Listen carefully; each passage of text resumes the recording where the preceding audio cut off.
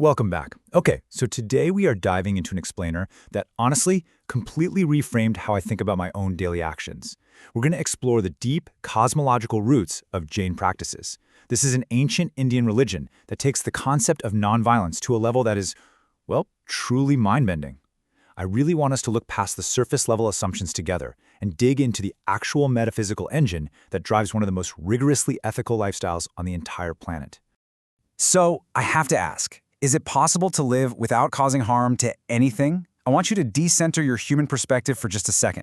We usually think of harm strictly in terms of human conflict, right? But what if your baseline understanding of nonviolence had to include not just your neighbors, but the insect on the sidewalk, the plant in your garden, and, incredibly, even the microscopic life in the soil? All right, here's our roadmap for today.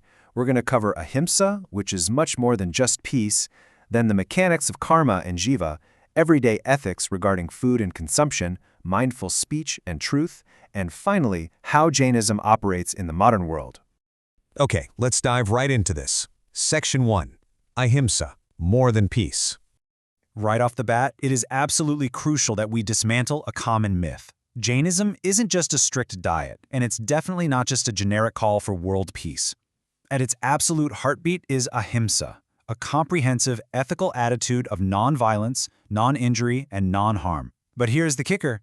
It applies to all living beings. Jains extend this ethical circle way beyond humanity. We're talking animals, plants, and literally the smallest microorganisms. And this is where we see what I like to call the iceberg technique.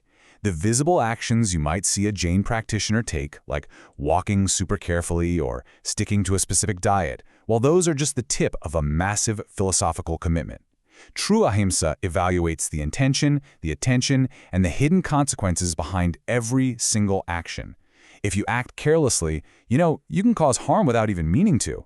Honestly, just thinking about evaluating the karmic footprint of my morning walk sounds kind of exhausting, but in this worldview, totally ordinary things like walking, buying clothes, or working become these incredibly significant ethical events.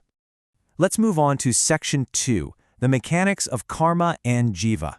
So you might be wondering, why go to such incredible lengths? What's actually happening behind the scenes of the universe according to this tradition? Well, it all comes down to the massive difference between our Western pop culture idea of karma, that vague sense of moral fate, what goes around comes around, and actual Jain karma. In Jainism, karma is understood as a real, physical, microscopic substance. It's like a literal glue.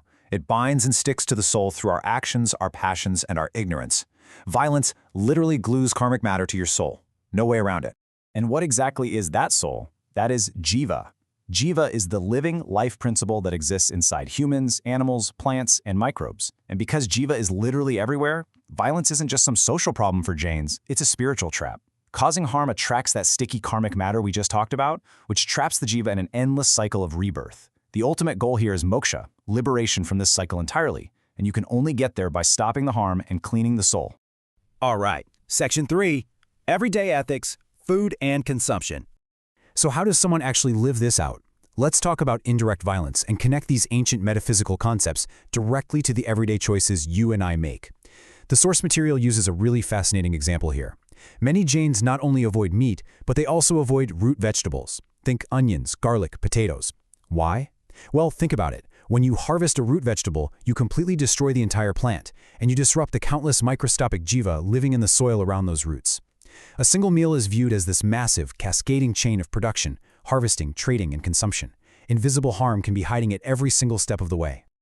To navigate all of this, Jain everyday ethics rely on a powerful concept called aparigraha, or non-attachment. Step 1 is simply noticing the desire to consume. Step 2 is examining the hidden harm in the supply chain, like ecological destruction or worker exploitation. And step 3 is practicing conscious self-limitation. By voluntarily limiting our desires, we dramatically reduce our indirect karmic footprint. And this isn't just about food.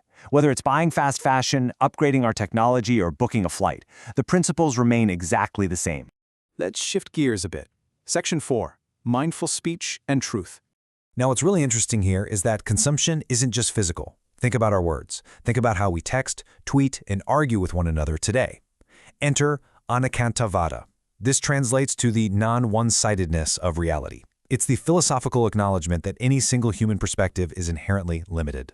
I mean, think about how incredible this is as an ancient antidote to our modern digital echo chambers and intense polarization. It teaches that while we can certainly grasp parts of the truth, making absolute, aggressive claims usually completely ignores the complexity of reality.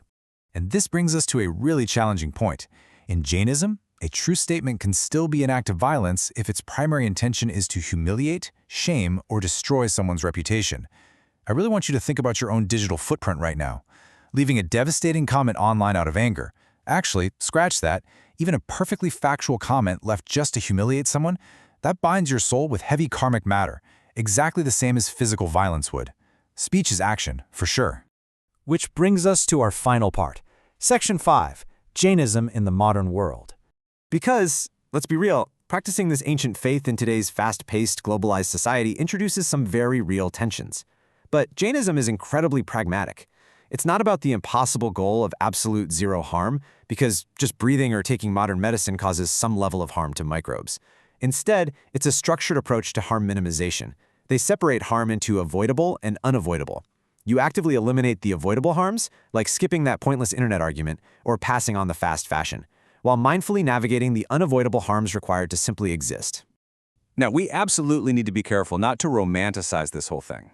There is a very stark contrast between the extreme ideals and everyday reality.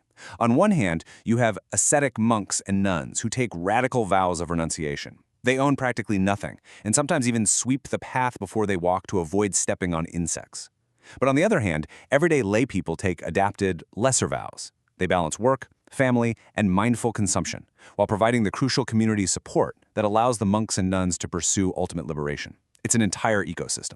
Being part of this tradition today, especially for the modern diaspora outside of India, it brings some really unique challenges. Members of the community find themselves constantly having to explain their dietary rules in schools or at work.